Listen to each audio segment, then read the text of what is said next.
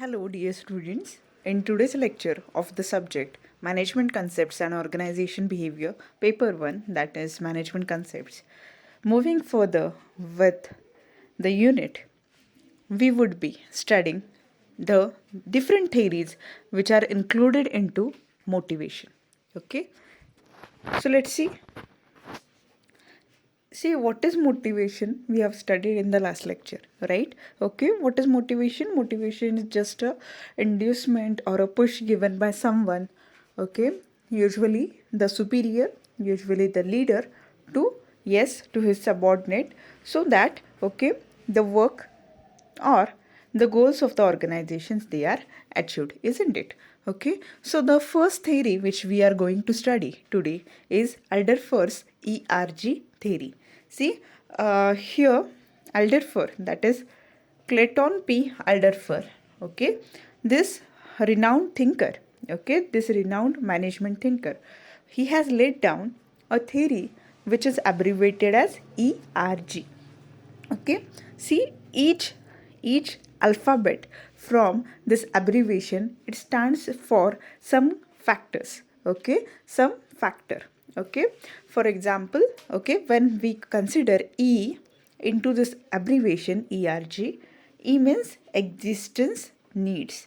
Okay, then R, yes, R stands for relatedness needs. Okay, G stands for growth needs. So one by one, what are these different types of needs which are included or which are highlighted by this thinker we will be studying. Okay, Clayton P. Alderfer of Yale University developed an alternative motivation theory named ERG theory. He regrouped Maslow's 5 levels of need into 3 groups named existent needs, related needs, and growth needs. Okay, see, we have studied Abraham Maslow's need hierarchy theory, right? In that, this management thinker Maslow, he has identified the needs into 5 types. Okay, which are those? Physiological needs, then yes, safety needs, social needs, okay, esteem needs, and self-actualization needs, isn't it? Okay, so likewise, okay, Alderfer, what he did? Yes, he grouped those needs into 3 groups. Okay, those 5 types of needs, they're grouped into 3 types of groups, okay, or 3 types of needs. Okay, so the first one is existence needs.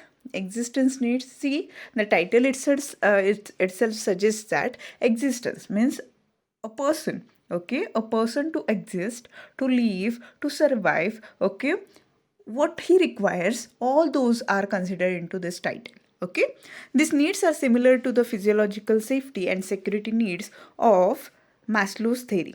These needs are satisfied by material incentives such as air, water, food, shelter, job security, suitable working condition, reasonable working hours, and adequate pay and fringe benefits. According to this theory, a person can move to satisfying related needs only after his existing needs reasonably are satisfied. Okay, see, when we consider these existing needs, yes, the needs which are highlighted by Maslow, okay, that is physiological needs, okay, that is the basic needs. Then the safety needs means a protection to his family, right, a protection to one's family, right? Okay, so when we consider all these things, for example, food, clothing, shelter, isn't it, water, why they are required? They are required for survival, right? Then job security, isn't it? When we consider job security, why it is needed? Yes, for survival, for existence itself, right? So that we can safely bear the expenditure of our dependents, our family members, isn't it? Then working conditions, reasonable working hours, adequate pay, and fringe benefits. Okay, all these are required so that a person can exist in a proper way, can live in a proper way, isn't it? Okay, then when a person satisfies his existing needs, okay, he moves towards second types of needs, that is relatedness needs. Okay, relatedness needs. What are these relatedness needs? Okay, yes, these needs are similar to social and external esteem needs of Maslow's theory. All those needs which involve relationships with other people, that is, family members, supervisors, co workers, subordinates, friends, and others, are included in related needs. It involves open communication and honest exchange of thoughts with other organization members. See, when we consider man, man is a social animal, isn't it? Man is a social animal. Okay, so when he lives in the society, what he requires? He requires warmth, affection, relation, isn't it? Okay, unless until he has all these things,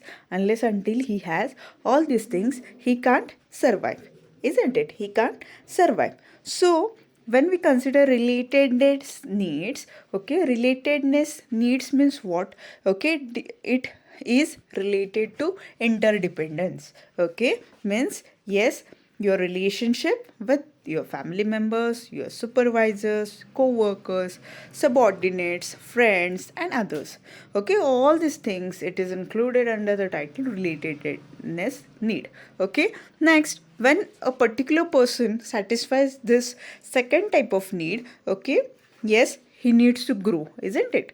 Okay, he needs to grow. So the needs related to such type of growth, they are included under the third, yes, alphabet, which is included into the ERG theory, that is growth needs. These needs are similar to Maslow's self-actualization needs and internal esteem needs. These are the needs to develop and grow and reach the full potential that a person is capable of reaching in the existing environment. Utilizing one's capacities and talents to the fullest possible extent is the essence of growth needs. ERG theory treats needs more of a continuum than a hierarchy. That they are not necessary sequential order. Okay, needs are not activated due to its deprivation only. ERG theory provides a means for people to go down the hierarchy through a process called frustration regression. This means that even though a lower level need has already been satisfied, a person may revert to focusing on that level if he is frustrated in trying to satisfied a higher level need, isn't it? Okay, see, when we consider growth needs, what is growth need? Growth need means, yes, self actualization, self esteem, self ego, satisfying self respect, isn't it? All these things, they are included under growth needs. Okay, so when a person, he fulfills, okay, the goals related to his relationship, okay, his personal or his physiological needs, safety needs, security needs, okay, he moves towards growing stage. Okay, he wants to be successful.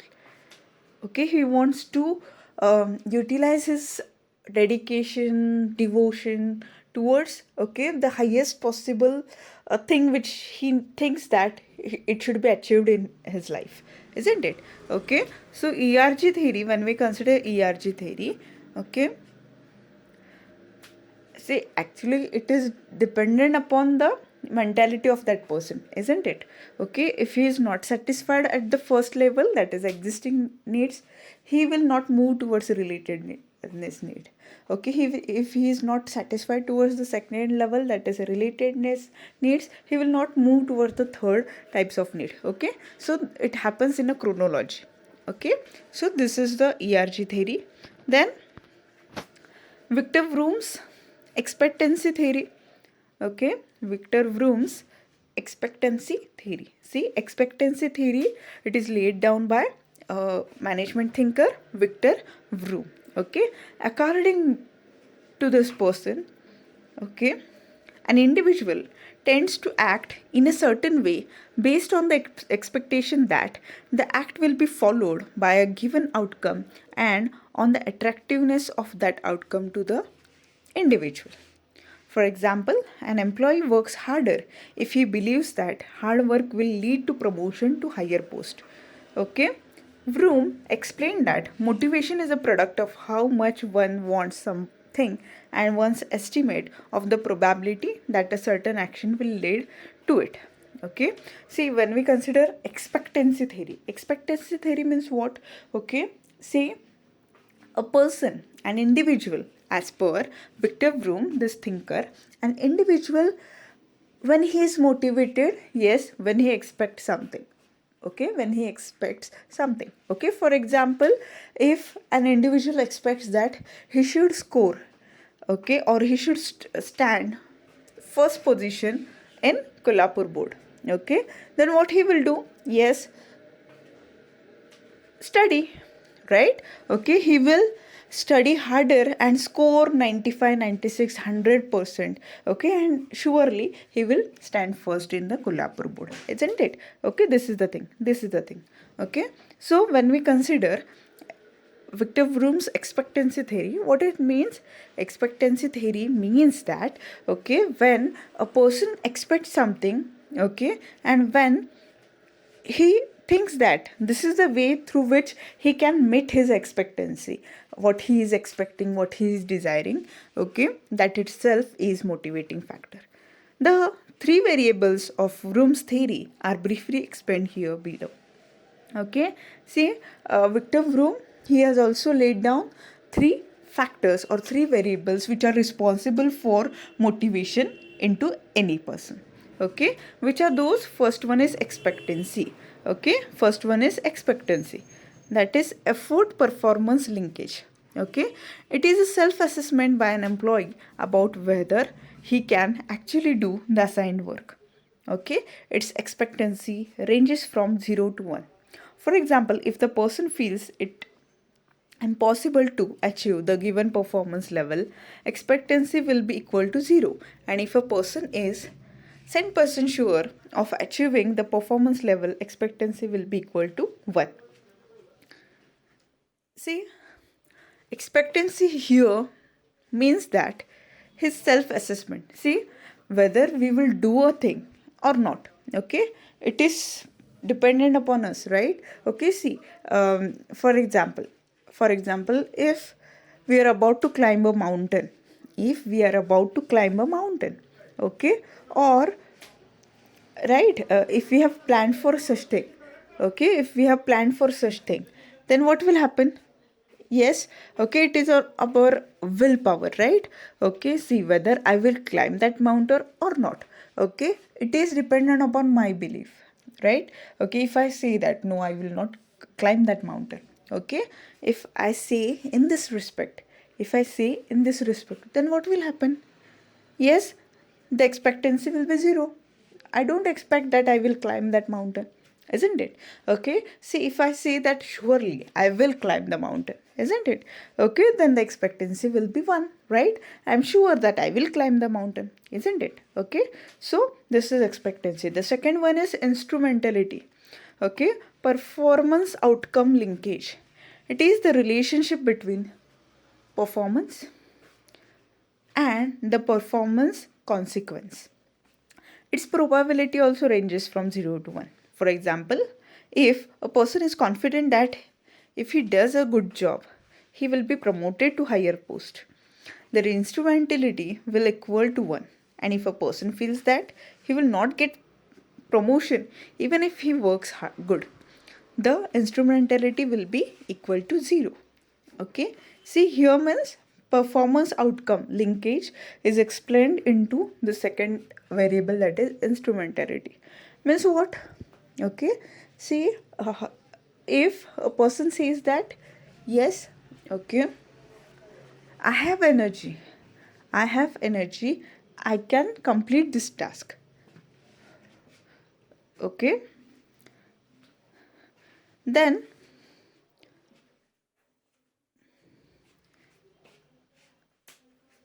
okay, I can complete this task, and for the completion of this task I will be awarded. Okay, this is the thinking of an individual. Okay, then the expectancy is equal to 1. Okay, yes, he will utilize his energy, he will complete the task, and he will be awarded. Okay, and other thing, That is, okay, what this person will be thinking. Yes, I will utilize my energy, I will complete the task, but I will not get the award. There will be some kind of biased behavior there. Okay.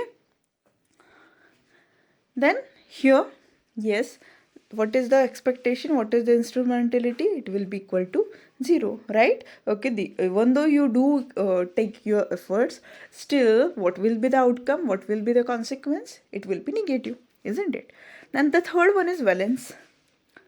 Valence is attractiveness of outcome or reward. See, it is the value the person places on the outcome. It has motivating effect. Variances form a scale from -1 to +1. For example, if the available rewards can attract a person, the valence will be high and vice versa. The available rewards will have motivating effect only when the employee attaches high overall valence to the situation. Okay.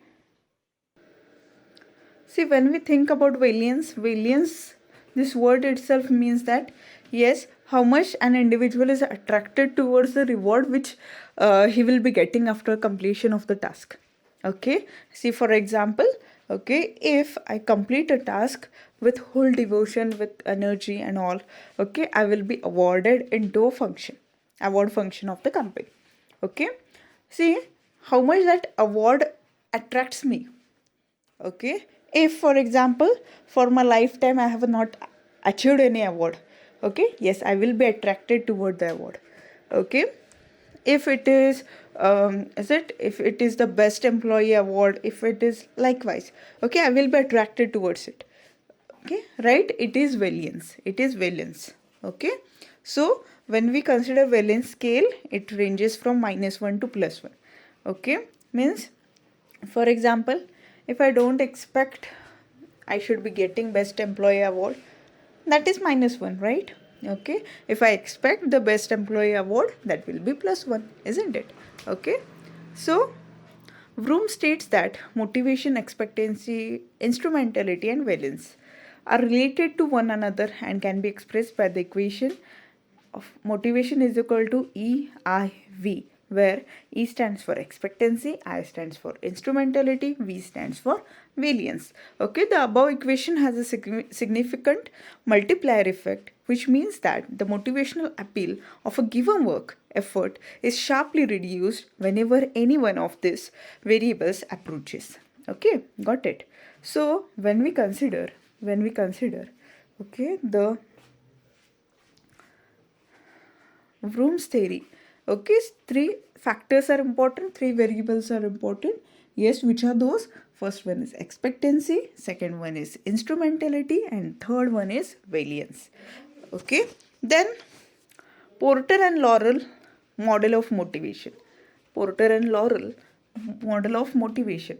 Okay, Lemon Porter and Edward Lawler came up with a comprehensive theory of motivation, combining the various aspects that we have so far been discussing and using two additional variables in their model. Though built in large part on Vroom's expectancy model, Porter and Laurel's model is a more complete model of motivation. This model has been practically applied also in the studies of managers. This is the multivariant model which explains the relationship that exists between job attitudes and job performance. Okay, see, when we consider Porter and Laurel model of motivation, who has laid down it? Yes, Lemon Porter and Edward Laurel. Okay, these two personalities, these two management thinkers, they are associated with this model. Okay, see, this model has its practical application. Okay, and it is multivariant model. Okay, in which relationship between job attitudes and job performance, it is explained. Okay, see, when we consider this particular model, okay, what are the different assumptions of this model? Yes, this model is based on 4 basic assumptions, okay, which are related to human behavior.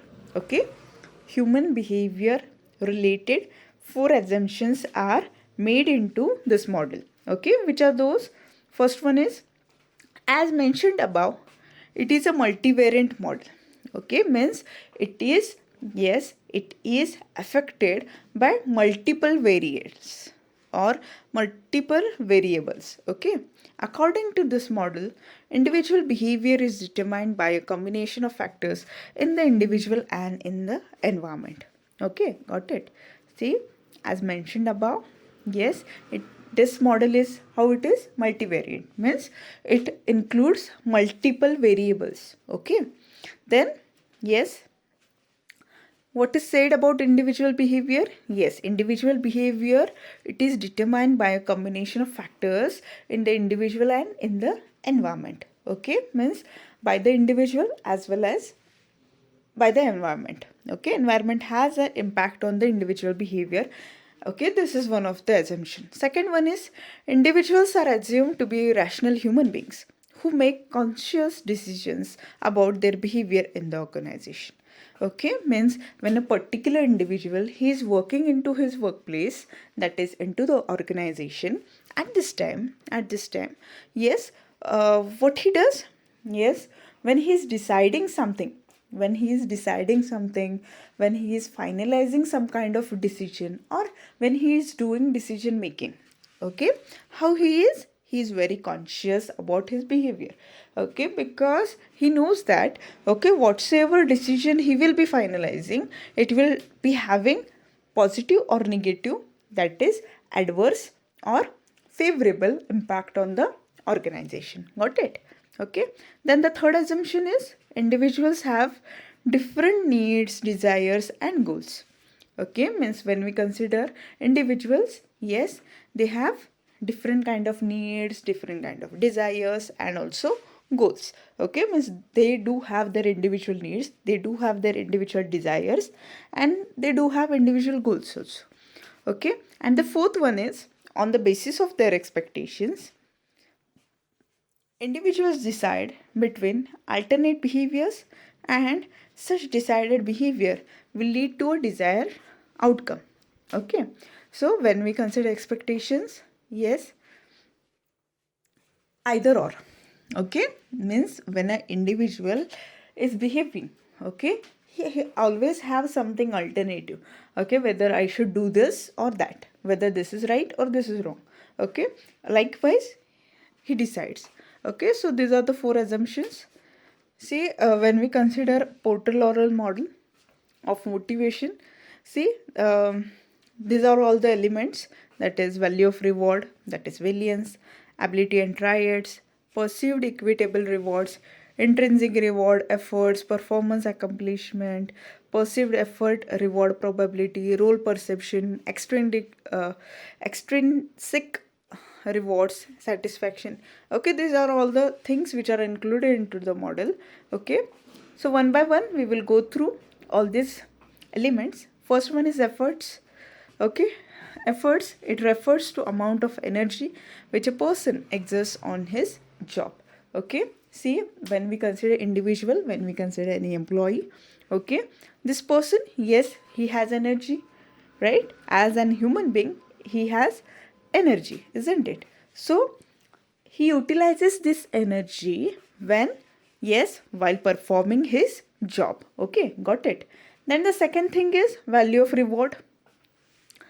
Okay, means valence, isn't it? Valence, what as per Victor Vroom, what he has highlighted into valence. Okay, a person or people, okay, they, what they do, okay, if I do a work, okay, what will be the reward which I will be getting?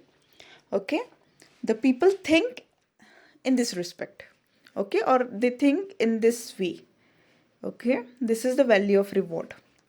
And what I will be receiving, what will be the reward, okay, based on the so-called quantity of reward, okay, this person takes efforts towards that, isn't it? Third thing is perceived effort reward probability.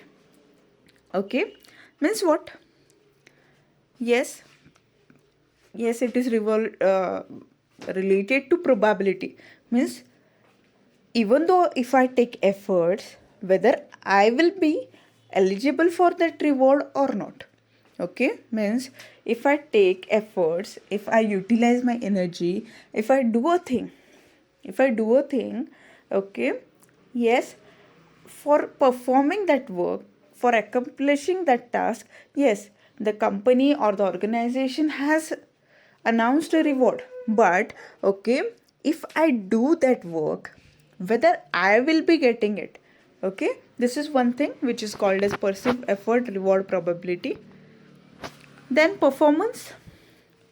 Yes, performance here means the individual or the people who are associated with the jobs, okay, how do they perform the job which is allotted to them, okay, the task which is allotted to them, the job which is allotted to them, okay, how much, okay, or how do they work, how do they perform, okay, how is their performance, okay, whether they are able to perform the role, is it in a good manner, isn't it, well, which is required for the organization's goal achievement, okay.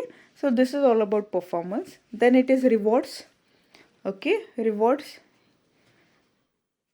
intrinsic rewards and extrinsic rewards, okay. When we consider intrinsic rewards, okay, inner feeling of job self-esteem and sense of competence that individuals feels when they do a good job, that is included into intrinsic rewards. Then extrinsic rewards, yes, they are the external rewards given by others in the organization in the form of money, recognition, or praise, okay. See, if I perform a work, if I perform a task, okay, how I will be feeling, okay, the sense of proudness, okay, the sense of satisfaction, okay, it is included into intrinsic rewards, okay. And what is extrinsic reward? Extrinsic reward means, okay, if for example, if I qualify one of the examination, okay, which is best into my field, okay, if others congratulate me, if others appreciate me, if they praise me,